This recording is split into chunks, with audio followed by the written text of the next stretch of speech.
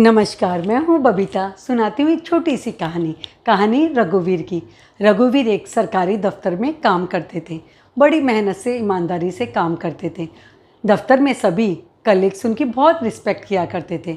उनके एक्सपीरियंस को, उनके अनुभव को हर फैसले में काउंट किया जाता था। आज रघुवीर का फेयरवेल था ऑफिस से। वे रिटायर होने वाले थे। सभी ने भावुक भाव से उन्हें विदाई दी।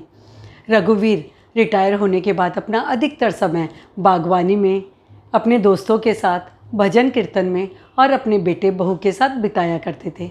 उनके एक बेटा जिसका नाम हीर और बहू जिसका नाम था हुनर। दोनों बहुत ही अच्छे थे, अपने पिता का बड़ा ख्याल रखते थे। एक दिन हीर और हुनर आते हैं और रघुवीर को प्रणाम करते हैं। रघुवीर ने कारण पूछा तो उन्होंने कहा, पापा अब आप दादा बनने वाले हैं। सुनकर रघुवीर बहुत खुश होते हैं। बात ही बात में रघुवीर ने पूछा, तुम दोनों ने क्या सोचा है? तुम अपने बच्चे की परवरिश कैसे करने वाले हो? इस पर हीर और हुनर ने कहा, पापा बिल्कुल आपकी तरह हम उसका बड़ा ध्यान रखेंगे, कोई कठिनाई नहीं आने देंगे, उसकी हर ज़रूरतों को पूरा करेंगे, हर मुसीबत से उसे बचा कर रखेंगे। रघुवीर ने कुछ सोचते हुए हाँ कहा। हुनर और हीर सोचने लगते हैं कि उनके पापा उन्हें ज़रूर कुछ कहना चाहते हैं। उन्होंने पूछा। रघुवीर ने कहा, अभी नहीं, कुछ दिनों बाद मैं बताऊंगा। और वे उठ के चले जाते हैं। एक नर्सरी में जाते हैं, 2 पौधे खरीद कर लेके आते हैं गुलाब के। एक उन्होंने हीर और हुनर को दिया और एक स्वयं रखा। कहा, एक की देखभाल तुम करोगे और एक की मैं करूँगा।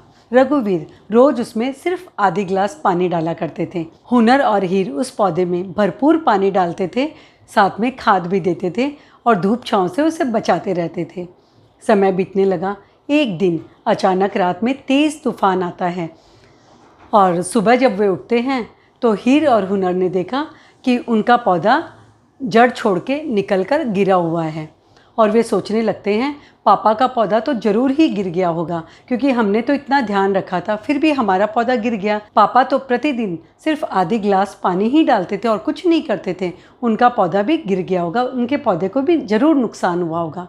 वे जाते हैं, पापा के पौधे को देखते हैं तो वो बिल्कुल खड़ा था। तभी रघुवीर वहाँ आ जाते हैं। उन्होंने देखा हीर और हुनर का पौधा गिर चुका था और उनका पौधा अभी भी खड़ा था। हीर और हुनर बड़े चिंतित होते और पापा से कहते, पापा ये कैसे हुआ? हमने तो इसका बड़ा ध्यान रखा था, फिर भी ये गिर गया और आपने तो कुछ भी केयर नहीं की, फिर भी आपका पौधा खड़ा है।